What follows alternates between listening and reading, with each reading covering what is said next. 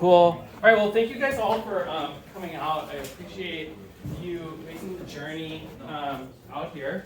For those of you that don't know, this is DSci NYC, which is I think this is like the 5th one that we've done so far. So we've had esteemed guests from Martin Shkreli to a guy who's indexing all of the mushrooms in the world, to a guy who studies the blood-brain barrier in bees. We've had so many different speakers, and we're always looking for more speakers. So if you have recommendations, let us know. DSci NYC, I think, is probably one of the leaders in the decentralized science movement. So we're connected now with DSci Tokyo and DSci London and DSci Tel Aviv and DSci Berlin, and we're trying to create like a bit of a network in the decentralized science community, and it's going well. And so I was happy to have all you here with us. And so, what is decentralized science? It sort of comes from the insight that I think we can make science more fun with the blockchain. Partially, we can make science more reliable using the blockchain. We can make science more democratic with the blockchain. We can make science more equally funded and giving more people the opportunity to participate in science with the blockchain. And it's sort of rethinking as like how we had DeFi, which was like decentralized finance, took over traditional finance. Maybe we can do the same thing with decentralized science, where each piece of data or each researcher is a token and has a reputation and can be swapped and loaned against, for the benefit that the idea is sort of like when there's a lot of eyes on something, you can create something that's sort of better and more transparent.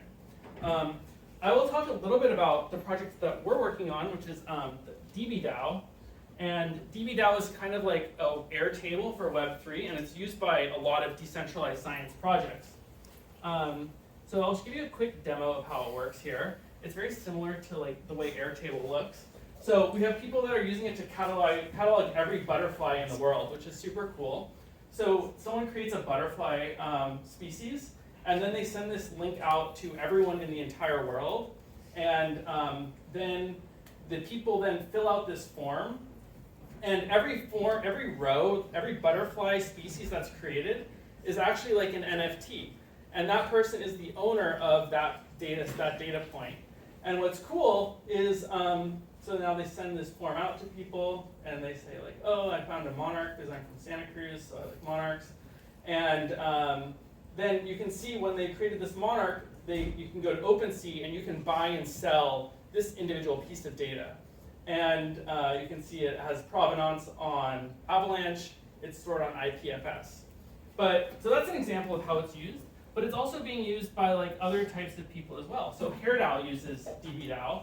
And this is like really cool because HairDAO's insight into decentralized science was that there's some researchers out there who are trying to study hair loss. And there hasn't been a lot of research in it since like 1997. But there's Reddit communities of hundreds of thousands of members out there that are interested in this subject. And the idea is like they can do clinical trials much more cheaply than Pfizer or some other things. But also the people that are participating in this are much more motivated to because they're not just being paid. They actually care about it. So that's one person who's using it. Another one is, so this is the interface that they built.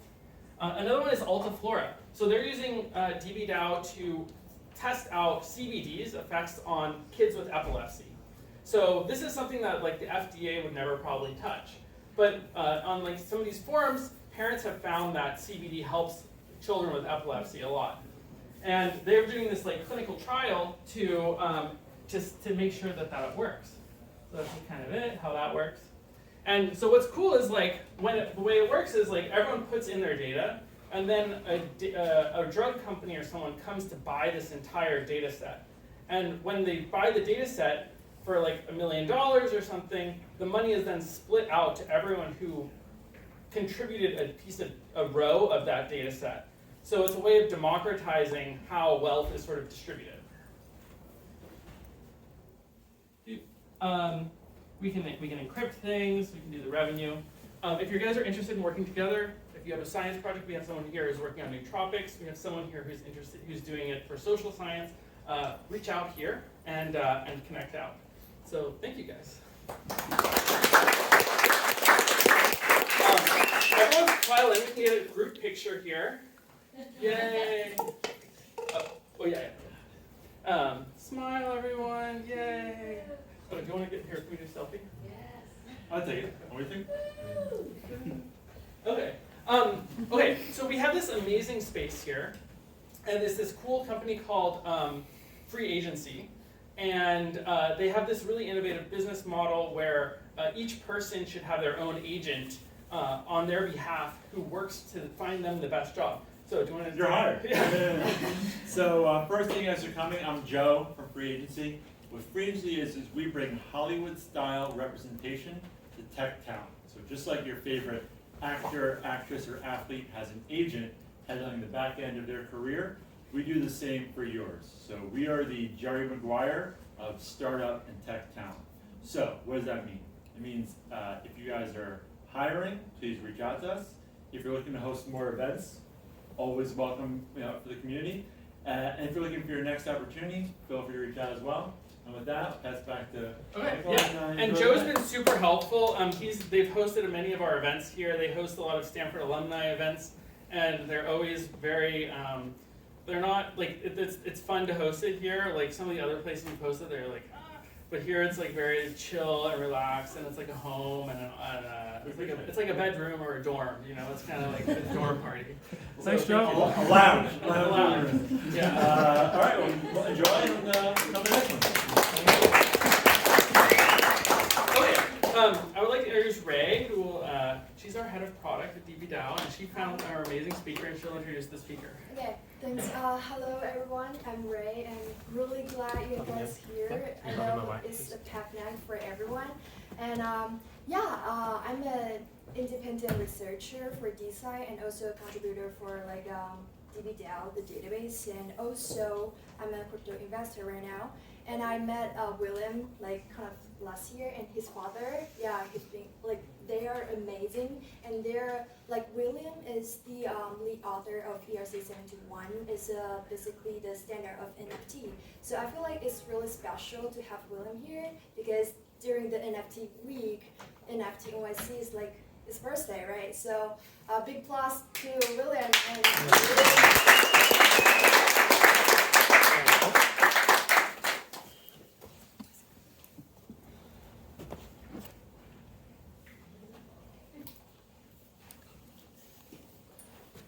Hi everybody, I'm Will Entriken, known best in this room for NFT. I'm the lead author of this document called ERC-721.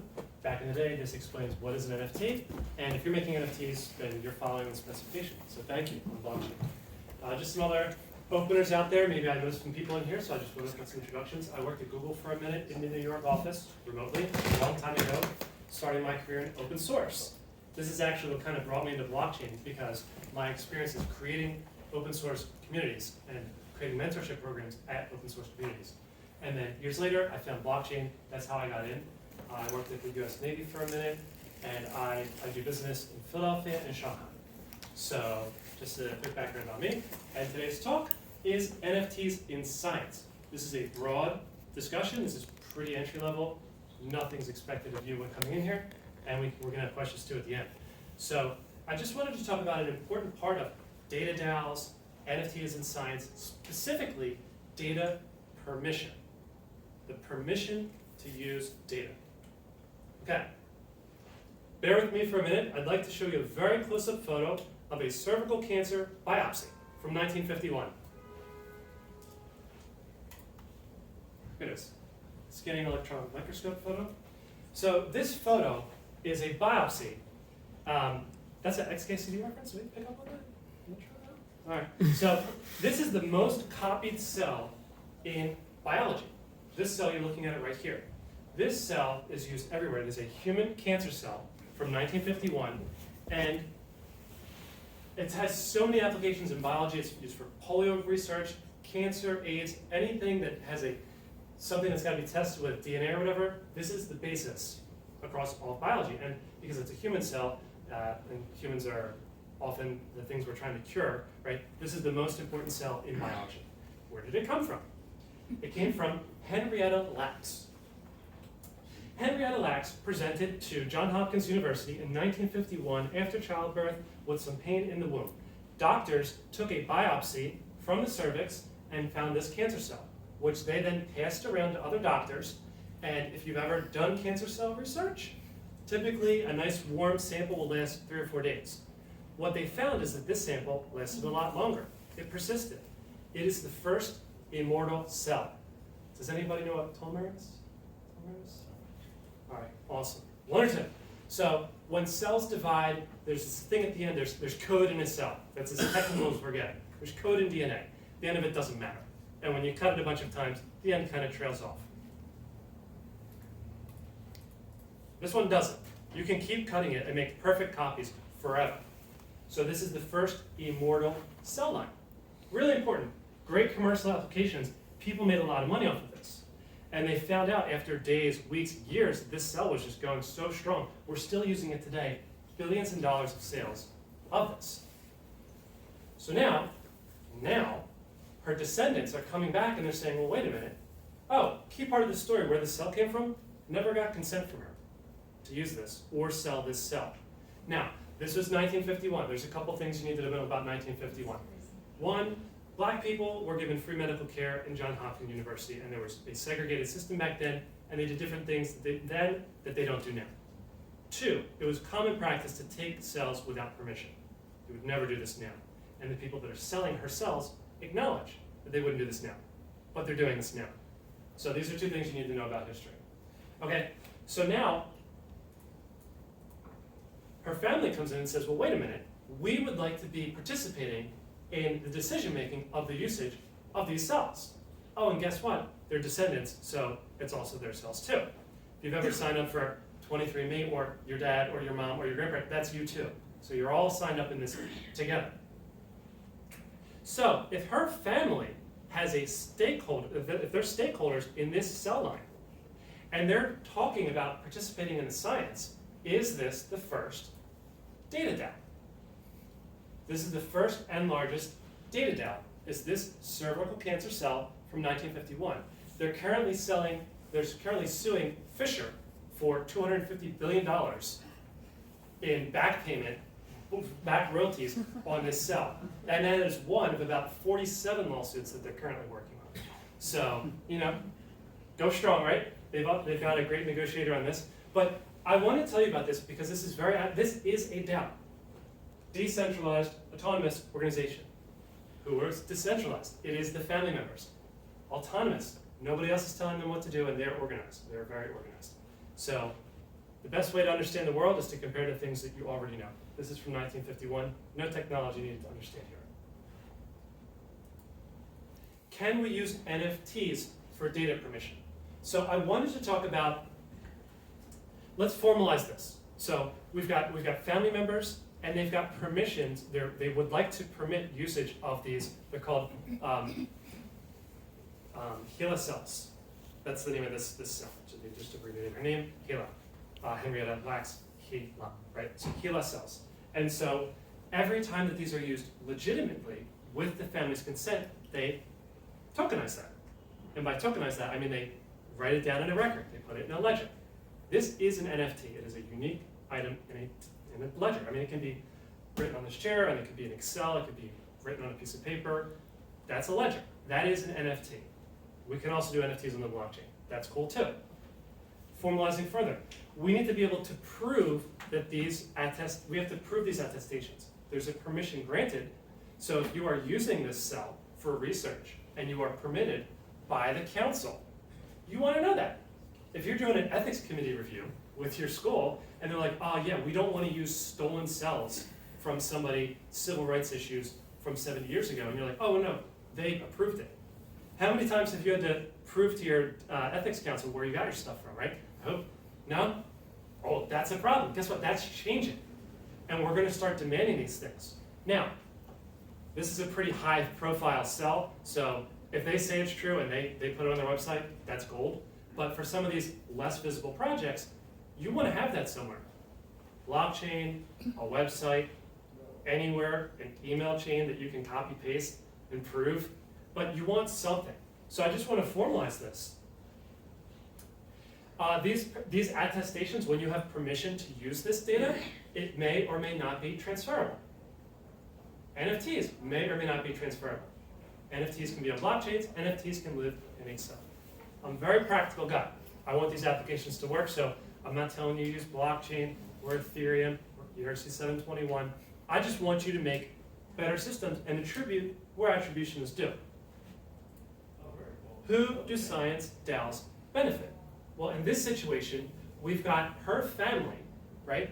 And they want two things. One is they would like money for all the money that was made off of the cells. And two, they want a say in where this research is used.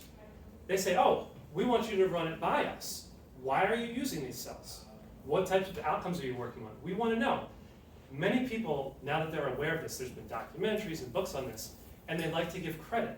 We want to celebrate the success of this woman who unwittingly donated, unwittingly gave these cells, right?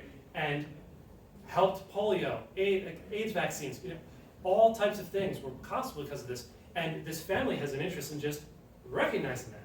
So that is a beneficiary of attribution of data in science. I got a specific application, but quick, a little survey. Please raise your hand if you are of European descent. Okay, please keep your hand up if you identify as white.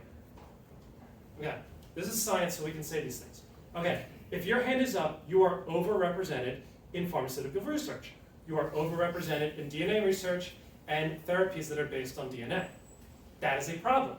If your hand was down, you are an opportunity to improve pharma. That's what I'm working on.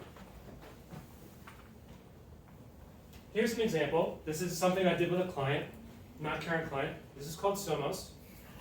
This is a DNA test kit. They've got a booth at NFT NYC. So here's what this is. It works exactly like 23andMe. You open it up. There's a test kit. Now there's some laws in the US that are dumb that say you have to give your name when you give DNA, which we interestingly work around by having a default name. And when you do this, your name is using this. Does anybody know what this is? Anybody? Seed phrase. Seed phrase. Okay, these are 12 words. I designed this, I printed all this. So this is a crude and well-known system, but it works for creating identity digitally. And when your test comes back, you can decide where your data is used.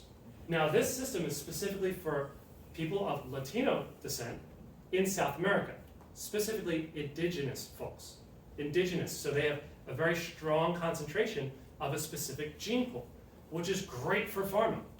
Pharma loves this. They would love to have more diverse things so that when they launch their drugs, they don't just kill everybody because their sample population is so overrepresented by some Europeans.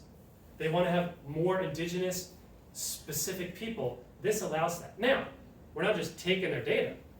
We are allowing them to participate, and they have visibility and traceability all the way down the supply chain.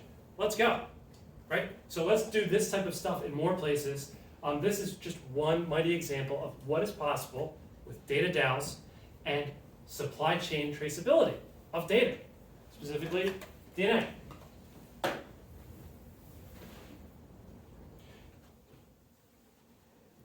right. Looking at another example, there are other types of ways that NFTs can benefit science. I looked at an example, molecule. Now, there's some specific things on here. So I say good things, I say bad things. So what we're looking at right here is different specific research projects, which you can also be a stakeholder in. The way this one is working is they're more interested in the money. Their mission says, molecule is creating liquid and easily investable assets. Now, I also checked the SEC website, and I did not see them registered in Edgar, so watch out for that. The SEC is currently 5 years behind on bringing lawsuits, so if this was less than 5 years old, be careful, all right, so get a lawyer. Watch out for that. But these are other, and I'm not saying this is a bad thing, I'm just saying, I'm a very practical guy, so I don't want you to be in jail. I haven't been in jail. Does that make me not an MG? So, I want these things to work. I want different types of stakeholders to be represented in science. The ethics. So, biotech innovations raise ethical questions every time. So, we need to study the different stakeholders. I don't have the answers for you, but what I can say is if you have more stakeholders, more diverse stakeholders, you will get probably more answers. Maybe not even that, you'll get more answers. And hopefully if you're smart, you can get better answers. We can have ownership and permission at least visible. I'm not saying it's going to be better. I'm not going to say we're going to solve these problems, that we're not going to, but it will be a little better. That's what I'm going for, is better, okay? Privacy and security, these are things that blockchain does not specifically solve. However, if you have something that's valuable, like DNA access, that other people don't have and you paid for it, maybe you're going to keep it secure because you paid for it. If you're going to have something and you went through an ethics committee and you paid for it, right, and you have this data, why would you put it on LibSci, right, when everyone else is going to publish first, right? So why don't you publish, get your stuff out there, and have this rare commodity that you're using, okay? And now there's a downside. When you use DAOs, unlike the HELA cell line, when you have a lot of participants with diverse opinions in a DAO, something you need to watch out for is a lot of times we talk about DAO and we're just doing majority voting or quadratic voting, which is not quadratic. And these are the all right. You guys know what that is? Cool. So we're using these approaches. Too is the other one that has this problem. Say again? Quadratic funding is the other one. Quadratic funding, right? So these approaches mean if there's a voting system, which is a consensus mechanism, that's a more general word, is consensus, and we have voting and we have quadratic. So if you have a consensus mechanism, especially if it's enforced on chain, that means some people, their vote will not be the way that this thing goes. So they're submitting their vote. They are submitting to the outcome. This is ruled by committee. Human cooperation, Robert's rules, and committees have been studied forever, and there will be some people that are not happy with the outcome. That's just something you could know. That's different than having every person individually make a decision. They're making a consensus decision. Just saying, watch out for that. So this is me. Come up here, and I'll be happy to talk about this anymore, but also I have a weekly call to go into these high-level topics, but also much deeper technically on things that you're doing. I have a little cube that you can pick up, a little domino on the table, and this is my weekly call. So thank you.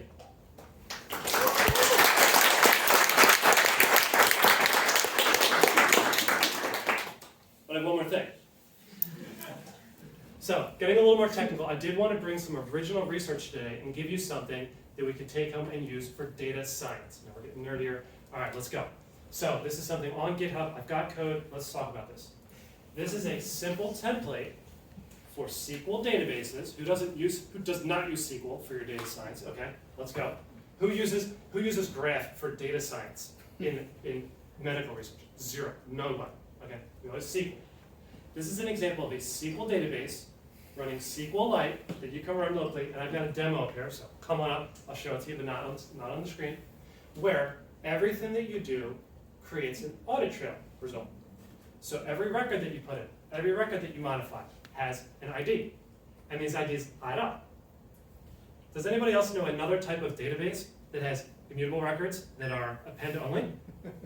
Blockchain. Blockchain. We've stolen the most important part of blockchain and just brought it down to SQL, which is what we're already using.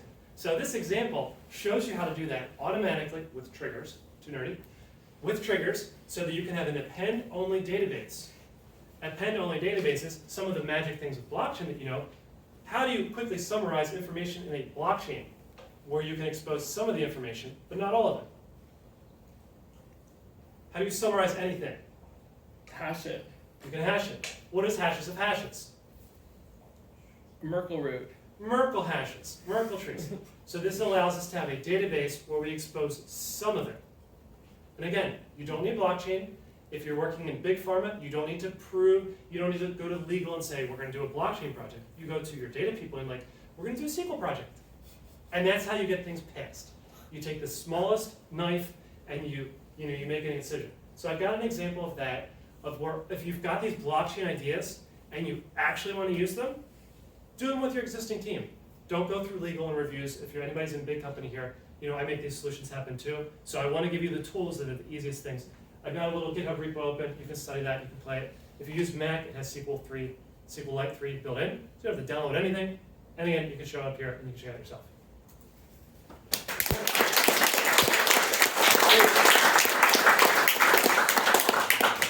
Wow, what an amazing talk. Well, I think we probably have questions I know I have a lot of questions, but does anyone have any questions on the talk? I'll start. Okay, so you hash the entire data. I really like that last thing. So you hash the entire data set, and how do you confirm that hash hasn't been mutated by someone else? So how do you, say you replay the whole thing, you still have that hash, but you need to prove that you haven't tampered with that. So we have attestation, but we also require digital security. So in stealing the ideas from blockchain, how does blockchain provide digital security tied to an identity? Consensus? No. Oh, I was going to ask a question. How do you know that the blockchain records are authentic and created by the people that they say they're created by? How do you verify that? Signature. Use a signature. Yeah. We use digital signatures. How do we know that those digital signatures tie back to people that we care about? DIDs. How do you publish DIDs? Blockchain. On blockchain, but no, not on blockchain. How do you make the credential verifiable? Certificate authority? Yes. How do you know which website Google's on? Oh, DNS. DNS. So you're We using use, DNS. we use a centralized registry. Oh. I see. These techniques are also applicable to databases. We can use DNS to store signing keys. And we can use these signing keys to sign databases, which we publish anywhere. We can sign hashes anywhere. All the technology exists and does not require blockchain. Use blockchain. It's great. But I also want to say that these ideas are so simple that we can get them done anywhere. Yeah. No excuses. Oh yeah, so you were saying skip the legal review, so I was wondering what you meant by that. Just create the product and you skip the regulatory stuff? I've worked on a lot of projects on very big organizations. I helped Ernst & Young work with Microsoft to change the way that they record royalties on Xbox. I worked with French brands that are 200 years old that make watches change how they authenticate their merchandise. They literally change the certificate of authenticity. I've seen watch companies that have been around for 200 years that are French, if you know anything about French people, allow a customer to be intermediated by a third-party company. These are really tough things to do. You don't want to try that hard. If you can get something done faster than that, the minute that you say we're going to deploy a blockchain project at a pharma company, which I've also done, Merck Animal Health uses blockchain in production for drugs they sell for animals, right? So these things work, they're in production. But when you're selling it internally, don't be like, hey, we're going to launch this thing on Ethereum. And they'd be like, nope. You'd be like, hey, we're going to add audit trails to our databases. They're going to say, we don't have audit trails on our databases? You're like, no, you forgot to turn that on in SAP. Turn it on SAP. That's the first step to hashing your databases, providing attestation. So all these things can be done with your existing resources. But the magic is, you know what happens when we have a database that we hash so that we're not publishing databases, we're hashing them and publishing hashes that we sign. You know how powerful that is. We know what happens when you do that. But these are very small asks. Hey, we want data assurance for our internal business records. That's an easy, yeah. We don't have data assurance for our internal business. No, you don't. You need to hash your databases. We need to have assurances for our customers when they buy our stuff that these are we don't have assurances for our customers when they buy our stuff that these are legitimate. No, you need to publish hashes and sign them. So these are the way that you ask your operational people with the agenda that you have in the back of your mind, that you're going to be really pushing forward these ideas. By the time you're done, you've introduced assurances for your records, attestations, verifiable records, 99% of blockchain, and you get all the benefits. And you're just doing good business stuff that you should have been doing anyway. Just use different words. And you avoid the lawyers. If you want them to say no faster, don't say blockchain. Say we want to use Bitcoin. Fine. So like, is this all being done to like get people into a sort of architecture where they could eventually use a public network, or do you actually just think that the benefits of using a public network for these attestations is just overstated? Doesn't matter. In order to deploy the public network at a large organization, organizations that matter, I'm not saying small doesn't matter, but that matter, you know, the ones that are going to be on CoinDesk, that are going to be, you know, on the New York Times, right? Those organizations, in order to deploy these type of data DAO stuff, you will still have to do all these steps anyway. The difference is, either you're asking, hey, I want to make databases with audit trails, do attestations, hash things, and make customers be able to audit our stuff, and deploy an Ethereum-based roll-up ZK-proof network It should all just be built into Postgres. at once, Yeah. right? Or I want to ABCD. So you're getting the same place, but I'm just getting you there faster with way more practical and smaller steps. It's also very likely that you won't need that last step, because I'm the first person to tell you you don't need NFTs on blockchain. I tell every client, they're like, I want to do this. They said, hey, we want to improve inclusion of different ethnic groups in pharmaceutical research, and we want to use NFTs. I'm like, yes, maybe. And you know, we had to use this card. Yes, okay. They made me do it this way, but you can get this to market faster without blockchain. It's good enough.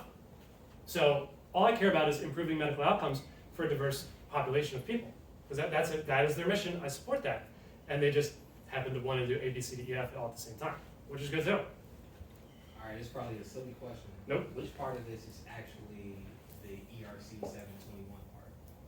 So where does that come into? Yep. into play? What is stored there? The data permission is the NFT. So non-fungible token, if you don't know, non-fungible means a number, and token means worthless. It is a worthless number. That is what an NFT is. The reason why people like NFTs is because they represent other stuff. I got an ID in my pocket. It's got a number. I've got a car title. That's my car ownership. I care about the car. Which number is it? Does anybody know the number on their car title registration? No, they don't care. It is not an important, it is a worthless number. But what if that number represents your ownership, not ownership, permission to use data in an experiment or in medical research? Well, that is the same number that you need to give to your professor to sign off on your research. Because if they look that number up and it doesn't, if it's 404 not found, you're not getting funded. Or they're gonna be like, try again, bro. You need to not give me something that's wrong. So that number is gonna log in somewhere, it's gonna check a thing, and it's gonna connect to a green check mark that says, yep, this university is approved for this thing to be used on this project. And it's just gonna connect. Does that make sense? Yeah, that makes sense. And so users get to, because it's their NFT, they get to, like, at what point do users come through and say, where do they get to set their permissions? That's something. The permission comes from the, so same way the permissions always come, from the person that has it to the person that's paying for it. This is intellectual property. This is the same exact model we use for licensing Xbox games on Microsoft platforms to people that are buying it. Well, you don't buy games, you license games. So the data is in the NFT? Nope. Okay. The permission. Just the permissions? Just the permission. Okay. Then you can use token gating. That is a very specific word, you don't have to do a token gate, but you will have access to the data, obviously, after you pay for it, by whichever mechanism. But your authorization, which you prove to other people, is this number, which you can look it up. Just like a patent. You have a patent. So the patent is, the country grants you exclusive rights to commercially exploit a specific invention, represented by a number. So when you buy an Apple computer, or this chair that's patented for some reason, there's on the bottom it says patent number 105. You look up that patent number, you're like, oh snap, Apple does own the license, the patent to make this shape of unibody MacBook Pro. So you're not going to do that. Now if you type in that number, and now that shows up, you're like, oh, wow. They're actually supposed to tell you if it's licensed, if it's patented, right? So that's the thing, it's just a patent. A patent is a extension of a permission. Data DAO is extension of a permission. Please. All right, one more question. Are you a fan of Soulbound tokens? Yes. Unfortunately, what's your definition? Does it include wrappable or only externally owned accounts? Sorry, what? What's your definition of soul-bound? I mean, just like the basic, like what they covered on the. Non-transferable. Yeah, Okay. and the metric system, I guess, as well, yeah. This is a cat and mouse game. People make soul-bound tokens as a restriction because they don't want them to do something with their NFT. I know a great use case of somebody that wants to make NFTs, an extremely popular artist that's working on this right now, and she says, I don't want anybody selling my NFTs. I want them to just experience the thing that she does as an artist and not have a secondary market for these NFTs. And that's a restriction. So that's going to be, she's going to require that. She's not going to do this project, but that's not the thing, right? So that is a requirement that the artist has. Now, that is just a requirement. So if that's not going to happen, she's not going to participate in this system. Just like this data DAO for these immortable cell line. They don't want you to use it for other purposes. If they grant you this NFT for doing research about cancer research, and they want you to do cancer research, great. But if you're going to do this research on some type of abortion, and they don't like that type of abortion, then they're going to say no. It's up to them to grant it. But you can't go in there and be like, okay, I'm going to do cancer research. Oh, psych, I'm going to take that and I'm going to give it to someone else, and they're going to do whatever else. Well, that defeats the whole purpose of them granting permission on a case-by-case basis. So for them, they would say soul-bound tokens only. Now, there are possibly some ways to get around that, and now it becomes a cat and mouse game, so I don't want to go too deep into that. Excellent. Well, with that, thank you. Thank you again, Joe, for. Wait, we have one more thing. One more thing? One more thing. As a thank you gift, we made you this beaker that has that you can measure your fluids in, and it has the DSI NYC logo there. So. Thank you guys again for coming. We have to go out of the building, but there's plenty of other things. It's New York City. So again, we'll be doing this again next month. I will send you an email all with details on how to attend that as well. And yeah, thank you guys again.